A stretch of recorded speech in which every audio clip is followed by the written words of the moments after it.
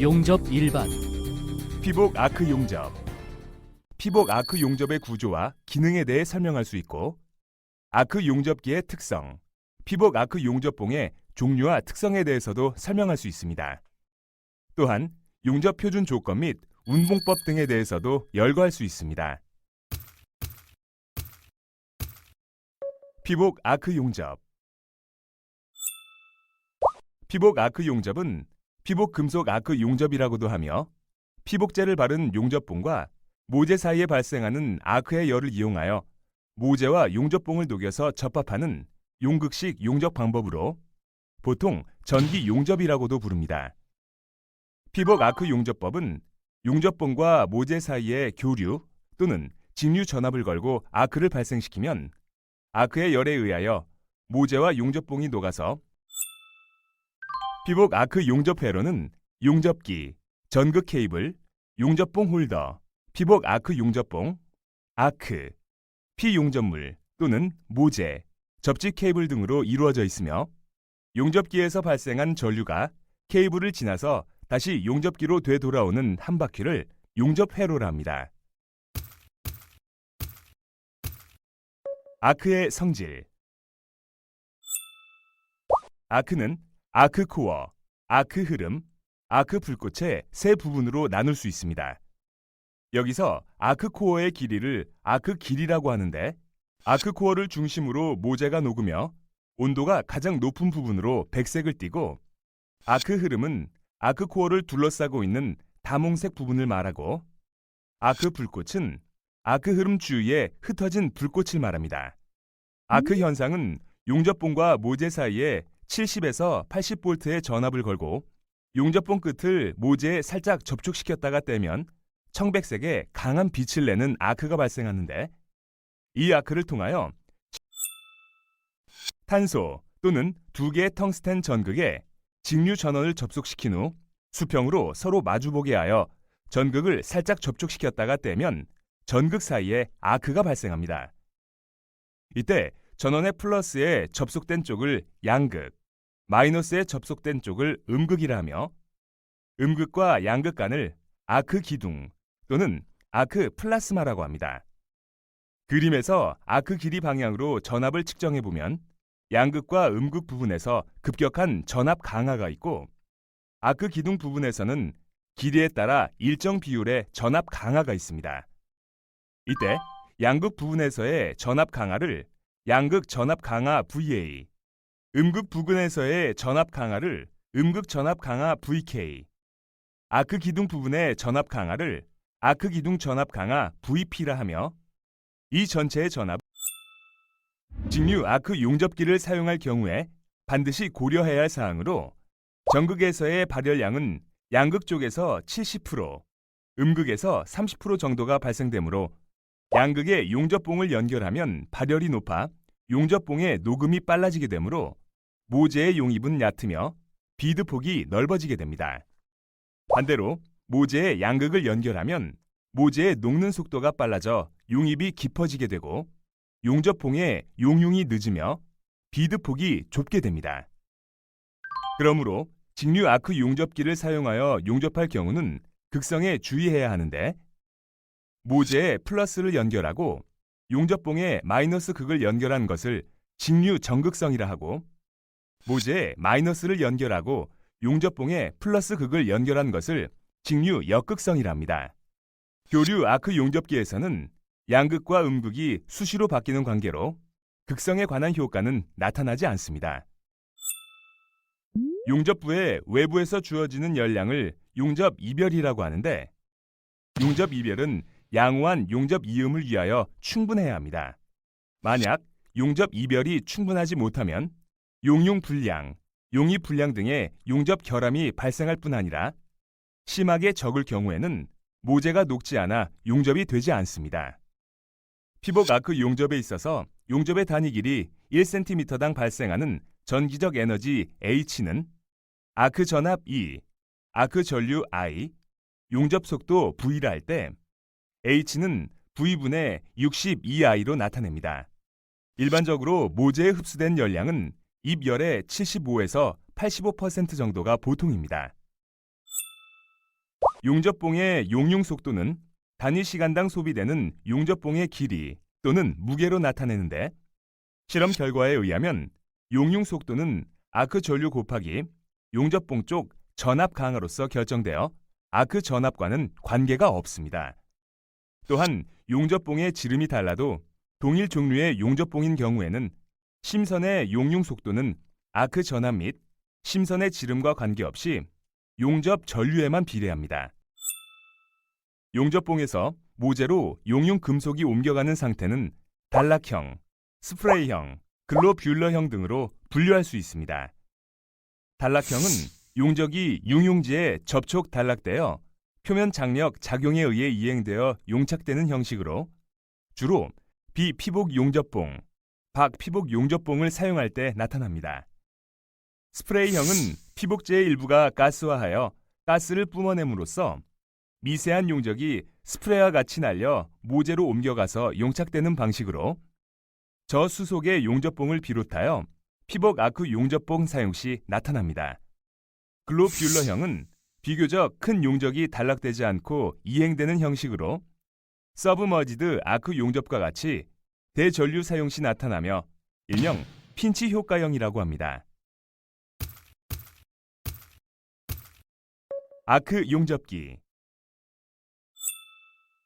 아크 용접을 하는 경우 열원을 공급해주는 기기가 필요하게 되는데 이 기기를 아크 용접기라고 합니다. 아크 용접기의 분류는 주로 사용되는 전원에 의하여 직류 아크 용접기와 교류 아크 용접기로 분류됩니다. 직류 아크 용접기의 종류에는 발전기형, 정류기형, 전지식이 있으며 발전기형에는 전동 발전식, 엔진 구동식이 있습니다. 그리고 교류 아크 용접기의 종류에는 가동 철심형, 가동 코일형, 탭 전환형, 가프와 리액터형이 있습니다. 일반 전기회로는 옴의 법칙에 따라 동일 저항에 흐르는 전류는 전압에 비례하지만 아크의 경우에는 그 반대로 전류가 커지면 아크 저항이 작아져서 아크 전압도 낮아지는데 이런 현상을 아크 부저항 특성 또는 부특성이라고 합니다. 부특성은 아크 전류 밀도가 작을 때 나타나며 전류 밀도가 크면 그림과 같이 아크 길이에 따라 전압이 상승하는 상승 특성이 나타납니다. 부하 전류가 증가하면 단자 전압이 저하하는 특성을 수하 특성이라 합니다.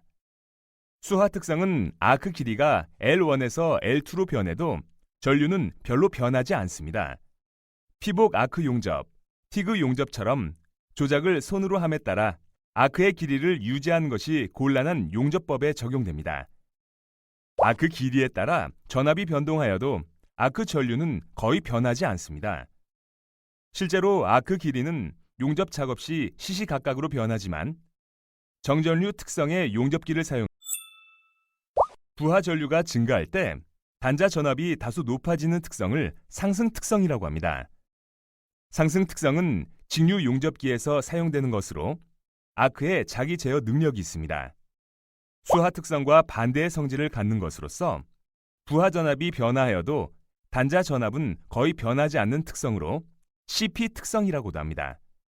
아크 길이가 길어지면 부하 전압은 일정하지만 전류가 낮아져 정상보다 늦게 녹아 정상적인 아크 길이를 맞추고 반대로 아크 길이가 짧아지면 발전기형 직류 아크 용접기에는 가솔린 엔진이나 디젤 엔진으로 발전기를 구동하여 발전하는 엔진 구동식과 삼상 교류 전동기로서 직류 발전기를 구동하여 발전하는 모터 구동식이 있습니다. 특징은 완전한 직류를 얻을 수 있으며 회전함으로 고장나기가 쉽고 소음이 나며 구동부, 발전기 부로 되어 가격이 비싸고 보수와 점검이 어렵습니다. 엔진 구동형 용접기는 전기가 없는 곳에서 사용이 가능한 장점이 있습니다.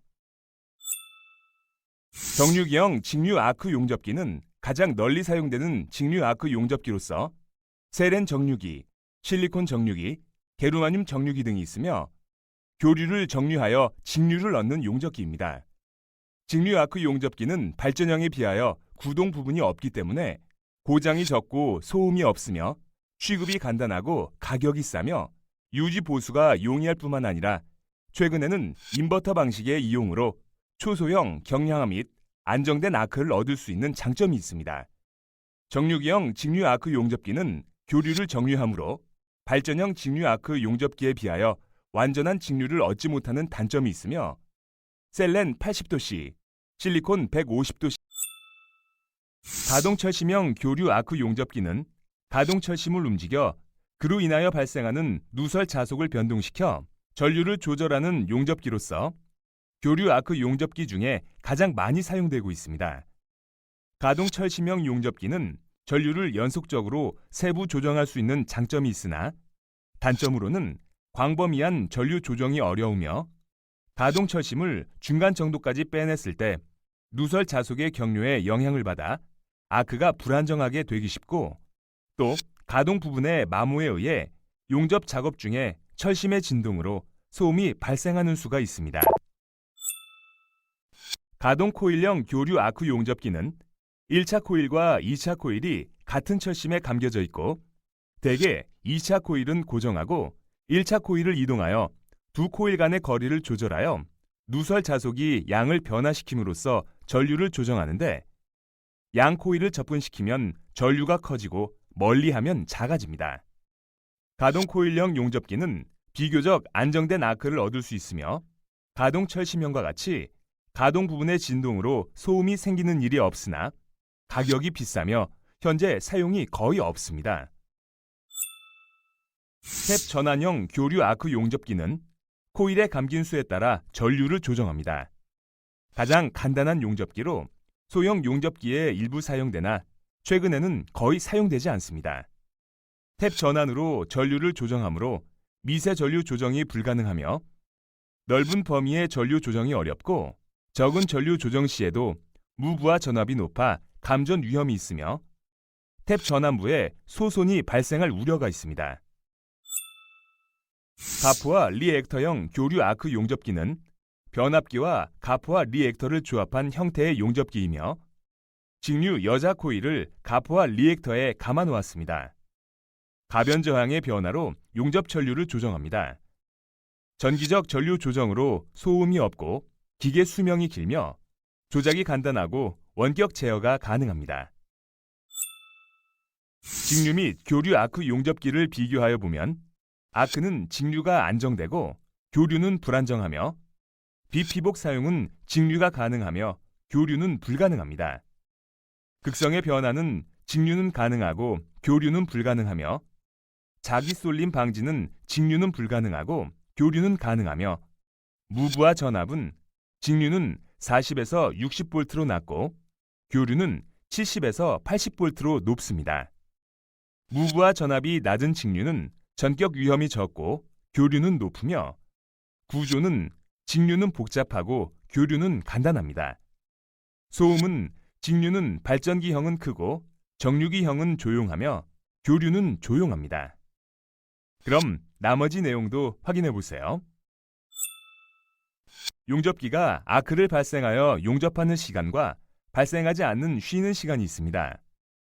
이 쉬는 시간을 휴식 시간이라 하고 아크가 발생하고 있는 시간을 아크 시간이라 할 때 용접기의 사용률은 아크 시간 더하기 휴식 시간분의 아크 시간 곱하기 100이라 합니다. 이때 아크 시간과 휴식 시간을 합한 전체 시간은 10분을 기준으로 합니다. 용접기의 명판에 사용률이 40%로 되어 있을 때 용접 시의 아크 발생 시간은 4분 정도이고 6분은 아크 발생하지 않고 쉬는 시간을 나타내며 용접기를 휴식 시간 없이 무제한으로 사용하면 온도가 상승되어 소손이 생기기 때문에 사용률 이하로 사용하여야 합니다. 실제 용접 작업에서는 전격 2차 전류보다 낮은 전류로 용접하는 경우가 많은데 이 경우에는 전격 사용률 이상으로 작업을 할 수 있습니다. 이때를 허용 사용률이라 하고 계산식은 허용 사용률은 실제 용접 전류의 용접기의 입력, 즉 전원 입력에 대하여 아크 쪽의 입력과 2차층 내부 손실의 합의 비율을 역률이라 하며 계산식은 역률은 전원 입력분의 소비 전력 곱하기 100이라 합니다. 아크 쪽의 입력과 내부 손실과의 합에 대하여 아크 쪽의 입력 비율을 효율이라 하며, 계산식은 효율은 소비 전력분의 아크 출력 곱하기 100이라 합니다. 일반적으로 역률이 높으면 효율이 좋은 것으로 생각하나 역률이 높을수록 효율이 나쁜 용접기이고, 용접기의 기능을 항상 정상 상태로 유지시키려면 용접 작업 전, 작업 후에 보수 점검을 철저히 해야 합니다. 용접기의 내부 및 외부를 점검하여 고장의 유무, 전기 접속의 과오, 케이블의 파손 여부 등을 확인해야 합니다. 용접기의 보수 점검 시 지켜야 할 사항은 습기나 먼지 등이 많은 장소는 설치를 가급적 피하며 환기가 잘 되는 곳을 선택해야 하며 2차 측 단자의 한쪽과 용접기 케이스는 반드시 접지를 해야 합니다. 또 가동 부분이나 냉각팬은 점검하고 주유를 해야 하며 탭 전환의 전기적 접속부는 자주 샌드페이퍼 등으로 잘 닦아주고 용접 케이블 등의 파손된 용접 홀더는 용접봉을 물고 용접 전류를 용접 케이블에서 용접봉에 전달하는 기구로서 무게가 가볍고 전기 절연이 잘 되는 것이 좋습니다. 용접봉이나 케이블과 접속되는 부분은 나사 조임 등으로 완전하게 접속하여 홀더가 과열되지 않도록 해야 합니다. 홀더의 종류는 A형과 B형으로 나누며 A형은 완전 홀더로 작업 중 전격 위험이 적어 주로 사용되며 B형은 손잡이 부분 이외에는 절연되지 않는 노출된 형태로 전격 위험이 있습니다.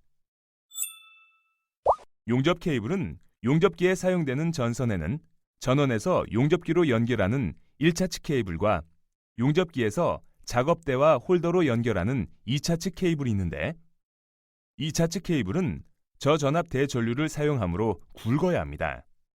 홀더용 2차 측 케이블은 유연성이 좋은 캡타이어 전선을 사용하며 캡타이어 전선은 지름이 0.2에서 0.5mm의 가는 구리선을 수백 선 내지 수천 선 꼬아서 튼튼한 종이로 감고 그 위에 고무로 피복을 한 것입니다. 제시된 표는 용접용 케이블의 규격을 나타낸 것입니다. 접지 클램프는 용접기의 2차 측 케이블과 모재를 연결하는 것으로 접속이 나쁘면 전기의 소모가 많고 아크 전류가 끊어져 불안정하며 용접부의 용입이 불량하게 됩니다.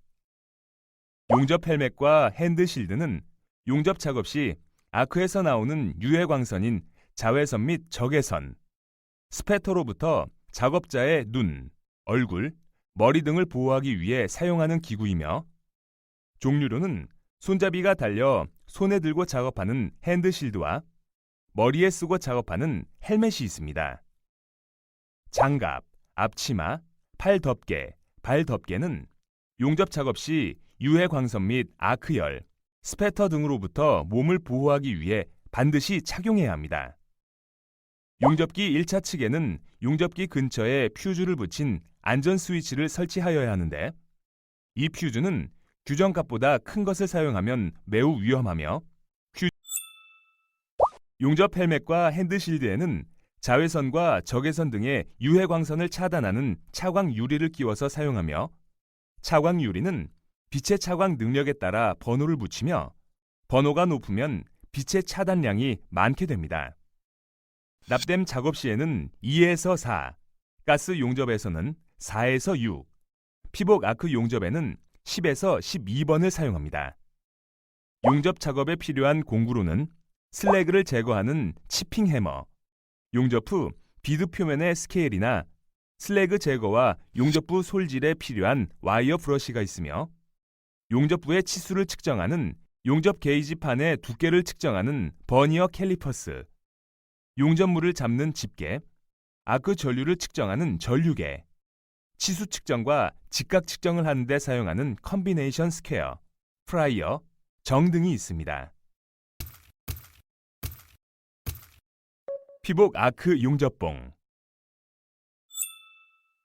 아크 용접에서 용접봉은 용가제 또는 전극봉이라고도 하는데 용접할 모재 사이에 틈새를 메워주며 용접부의 품질을 좌우하는 주요한 소재입니다.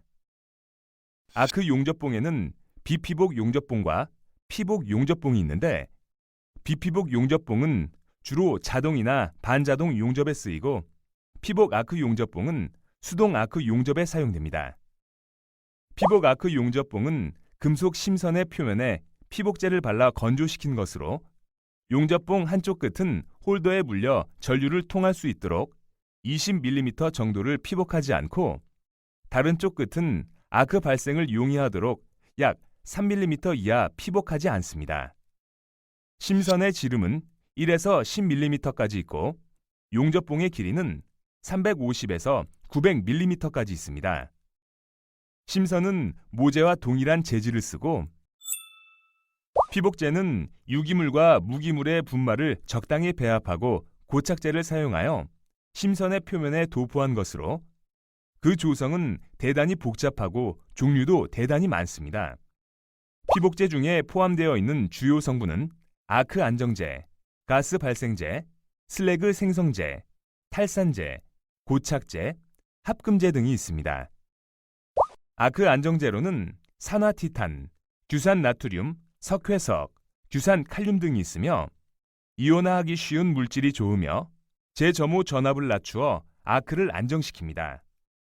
가스 발생제로는 녹말, 톱밥, 석회석, 탄산 바륨, 셀룰로스 등이 있으며 용융 금속을 대기로부터 보호하기 위하여 중성 또는 환원성 가스를 발생하여 용접부를 대기로부터 차단하여 용융 금속의 산화, 질화를 방지하는 작용을 합니다. 슬래그 생성제로는 산화철, 일미나이트, 산화티탄, 이산화 망간 등이 있으며 용융점이 낮은 가벼운 슬래그를 만들어 탈산제로는 규소철, 망간철, 티탄철, 알루미늄 등이 있으며 용융 금속 중에 산화물을 제거하고 탈산 정련 작용을 합니다. 고착제로는 규산 나트륨, 규산 칼륨, 악교, 소맥분 등이 있으며 심선의 피복제를 고착시키는 역할을 합니다. 합금제로는 망간, 실리콘, 니켈, 크롬, 몰리브덴 등이 있으며 용접 금속의 성질을 개선하기 위하여 피복제에 첨가하는 것입니다. 연강용 피복 아크 용접봉은 KESD 7004에 규정되어 있습니다. 연강용 피복 아크 용접봉은 가장 많이 쓰이고 있으며 용접봉의 기호는 2는 전기 용접봉, 43은 용착 금속의 최저 인장 강도, XX는 피복제의 계통을 나타냅니다. 용접봉의 표시 기호는 각 나라마다 사용하는 단위가 다르기 때문에 표시 방법이 약간씩 다른데 일본의 경우는 우리와 같은 미터법을 사용하고 미국의 경우는 야드 파운드법을 사용하고 있습니다. 용접봉 심선 지름의 허용 오차는 플러스 마이너스 0.05mm이며 용접봉 길이의 허용 오차는 플러스 마이너스 3mm입니다. 연강용 피복 아크 용접봉에 관해서는 KSD 7704에 규정하고 있으며 피복제의 종류, 사용 전류, 용접 자세에 따라 표와 같이 분류하고 있습니다. 일미 나이트계, 라임 티타니아계, 고셀룰로스계, 고산화 티탄계, 저수소계 용접봉은 전 자세 용접이 가능하고 철분 산화 티탄계, 철분 저수소계, 철분 산화철계 용접봉은 아래 보기 및 수평 필렛 용접에만 사용합니다.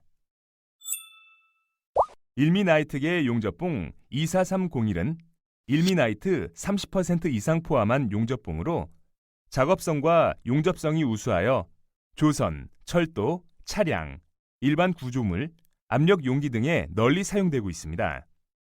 라임 티타니아계 용접봉 24303은 산화티탄 30% 이상과 석회석을 함유한 용접봉으로 다른 용접봉에 비하여 두꺼운 것이 특징입니다. 용접 비드는 평면적이며 슬래그 유동성이 풍부하고 용접 시 슬래그의 제거가 양호한 편입니다. 용접 비드 외관이 곱고 작업성이 양호하여 전자세 용접에 사용됩니다. 용입이 약간 적은 관계로 박판 용접, 선박 내부 구조물, 기계, 차량, 일반 구조물 등에 사용됩니다. 고셀룰로스계 용접봉 24311은 가스 실드계의 대표적인 용접봉으로 셀룰로스 20에서 30% 이상 포함하고 있습니다. 피복제의 두께가 얇고 슬래그가 적으므로 좁은 홈의 용접이나 수직 용접 및 위보기 용접에서 우수한 작업성을 나타냅니다. 비드 파형이 거칠고 스패터가 많은 결점이 있습니다. 고화 티탄계 용접봉 24313은 피복제 중에 산화 티탄을 35% 정도 포함한 용접봉으로 슬래그 생성계이며 경구조물 용접에 많이 사용됩니다. 아크가 안정되고 스펙터가 적으며 슬래그의 박리성이 좋아 비드 표면이 고우며 작업성이 우수합니다. 기계적 성질이 다른 용접봉에 비하여 낮은 편이고 고온 균열을 일으키기 쉬운 결점이 있습니다. 저수소계 용접봉 24316은 피복제 중에 석회석이나 형석을 주성분으로 사용한 것으로 용착 금속 중에 수소 함유량이 다른 용접봉에 비해 3분의 1 정도로 적고 강력한 탈산 작용으로 인하여 산소량도 적으므로 용착 금속의 강인성이 풍부하고 기계적 성질, 내균열성이 우수합니다.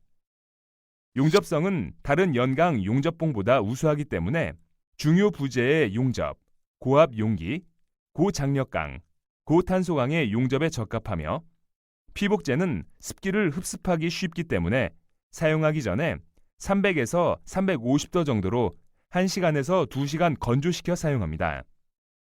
철분화 티탄계 용접봉 24324는 고산화 티탄계 용접봉에 피복제에 철분을 첨가한 것으로 작업성이 좋고 스펙터가 적으나 용입이 얕습니다.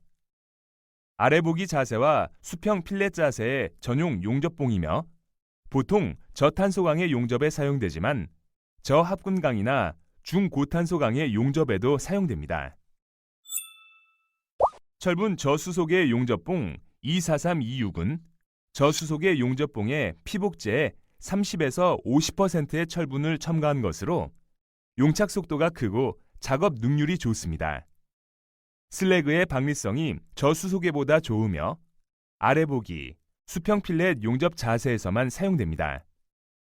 철분 산화철계 용접봉 24327은 산화철에 철분을 첨가하여 만든 것으로 스펙터가 적으며 용입이 철분 산화 티탄계보다 깊습니다.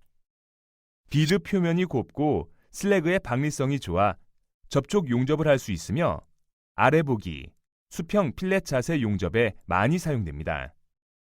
특수계 용접봉 24340은 피복제의 계통이 특별히 규정되어 있지 않은 사용 특성이나 용접 결과가 특수한 것으로 용접 자세는 제조회사가 권장하는 방법을 쓰도록 되어 있습니다. 일반 구조용 아변 강제나 용접 구조용 아변 강제보다 높은 강도를 얻기 위해 망간, 크롬, 니켈, 규소 등의 재료를 첨가한 저합금강이며 사용 목적은 무게 경감, 재료 절약, 내식성 향상 등입니다. KSD 7006에 인장 강도 50, 53, 58로 규정되어 있으며 연강에 비해 고장력강의 장점은 판 두께를 얇게 할 수 있고 재료의 취급이 간단하며 가공이 용이할 뿐만 아니라 구조물 제작 시 무게를 경감시킬 수 있어 기초 공사가 가능하고 소요 강제의 중량을 상당히 경감시킵니다. 최근에 구조물의 대형화에 따라 강도가 높고 용접성이 우수한 강제, 즉 고장력강의 사용이 증가되고 있습니다. 고장력강 용접봉은 내충격성, 내마멸성이 요구되는 구조물, 선박, 차량, 항공기, 압력 용기 등에 사용되는데요.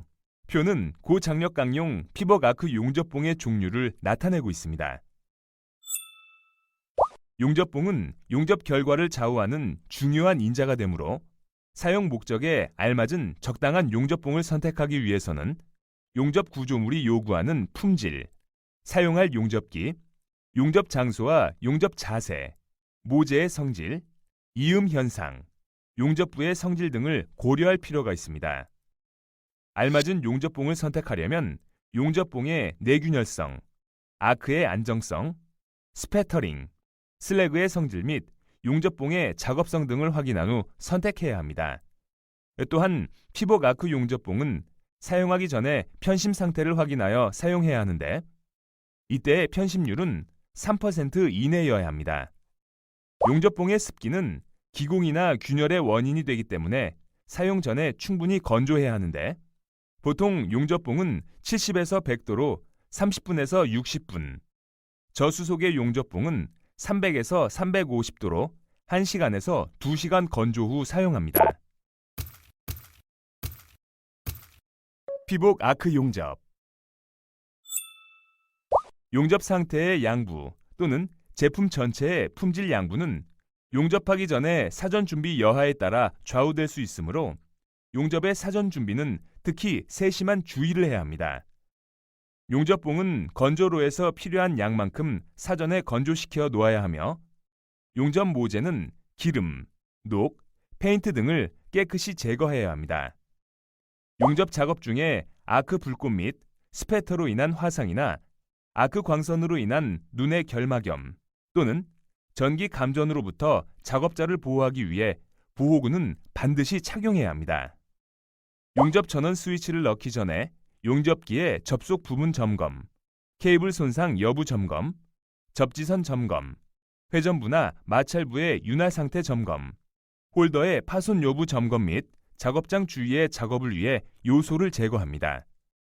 환기 장치를 하여 통풍이 잘 되도록 하고 유해가스를 흡입하지 않도록 해야 하며 용접 작업장의 환기는 작업자의 건강 보호를 위해 반드시 필요합니다. 용접 작업에 영향을 주는 요소에는 용접봉 각도, 아크 길이, 용접 속도가 있는데 하나하나 자세히 살펴보겠습니다. 용접봉이 모재와 이루는 각도를 용접봉 각도라 하는데 진행각과 작업각으로 나누어집니다. 진행각은 용접봉과 용접선이 이루는 각도로 용접봉과 수직선 사이의 각도로 표시하며 작업각은 용접봉과 이음 방향에 나란히 세워진 수직 평면 또는 수평 평면과의 각도로 표시합니다. 우수한 품질의 용접부를 얻기 위해서는 정확한 용접봉의 진행각과 작업각을 유지해야 합니다. 아크 길이는 보통 용접봉 심선의 지름 정도이나 일반적인 아크 길이는 3mm 정도이며 양호한 용접이 되려면 되도록 짧은 아크를 사용하는 것이 유리합니다. 아크 길이가 길면 아크가 불안정하고 용융 금속이 산화 및 질화되기 쉬우며 열의 집중이 부족해지고 용입 불량 및 스패터가 심해집니다. 아크 길이가 적당할 때는 정상적인 용접 이행으로 양호한 용접부를 얻을 수 있습니다. 모재에 대한 용접선 방향의 아크 속도를 용접 속도라 하며 운봉 속도 또는 아크 속도라 합니다. 모재의 재질, 이음의 모양, 용접봉의 종류 및 전류값, 위빙의 유무 등에 따라 용접 속도가 달라집니다. 아크를 발생시킬 때는 용접봉 끝을 모재의 표면에서 10mm 정도 되게 가까이 대고 아크 발생 위치를 정한 다음 헬멧 또는 핸드실드로 얼굴을 가림과 동시에 용접봉을 순간적으로 모재면에 접촉시켰다가 3에서 4mm 정도 떼면 아크가 발생합니다. 우측 그림은 아크가 발생하는 방법을 나타낸 것입니다. 그림에서와 같이 1, 2, 3의 순으로 빠른 속도로 움직여 아크를 발생 유지하도록 합니다.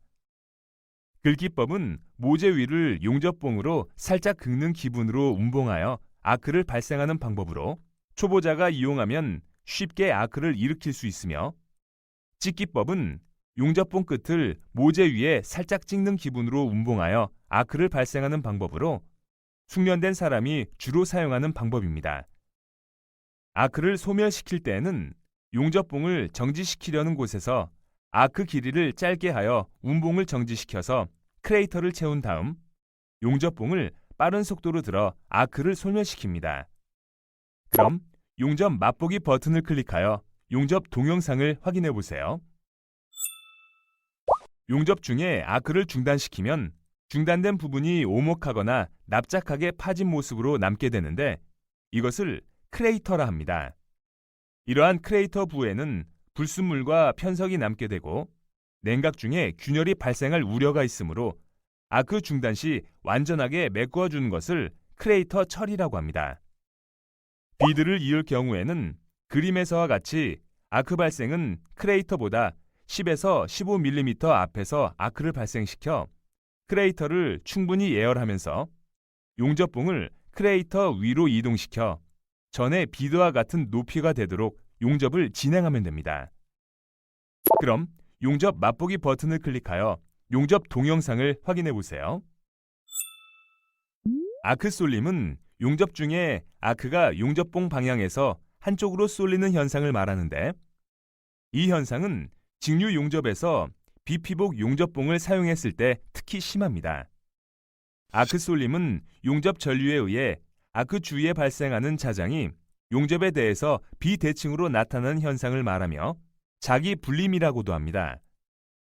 이 현상은 아크 전류에 의한 자장에 의하여 발생하므로 전류의 방향이 바뀌는 교류 아크 용접에서는 이러한 현상이 발생하지 않는데, 아크 쏠림의 방지 대책은 직류 아크 용접기 대신에 교류 아크 용접기를 사용하고 모재 시종단에 보조판을 설치합니다. 그리고 짧은 아크 길이를 사용하고 접지를 용접부에서 멀리 설치합니다.